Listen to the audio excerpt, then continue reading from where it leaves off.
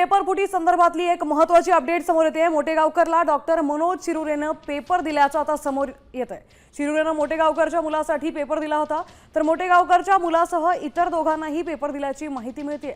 शिरुरेनं Pralhad कुलकर्णीकडून केमिस्ट्रीचा paper घेतला होता, तर आता सीबीआय तपासात ही महत्त्वाची माहिती समोर येते। आरसीसी क्लासेसचे संचालक शिवराज मोटेगावकरला डॉक्टर मनोज शिरुरेनं नीटचा पेपर दिल्याची माहिती समोर येते। शिरुरेनं मोटेगावकरच्या मुलासाठी हा पेपर दिला होता, तर मोटेगावकरचा मुलगा आणि इतर 2 विद्यार्थी अशा एकूण 3 विद्यार्थ्यांना हा पेपर दिल्याची माहिती मिळते। आपल्यासोबत आपले प्रतिनिधी आहेत, अक्षय बडवे सोबत आहेत। आता अक्षय, मोटेगावकरला डॉक्टर शिरुरेनं केमिस्ट्रीचा पेपर दिल्याची माहिती मिळते, अधिकचे डिटेल्स काय आहेत याचे?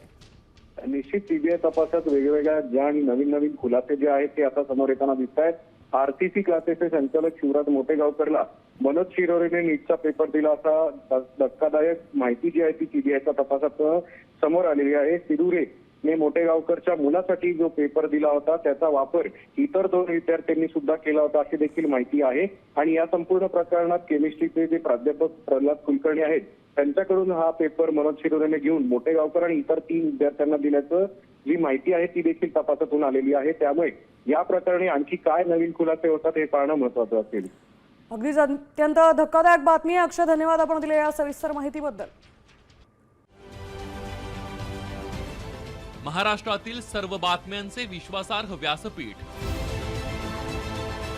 सकाळच्या सर्व सोशल मीडिया प्लॅटफॉर्मला लाईक, फॉलो आणि सबस्क्राईब करा।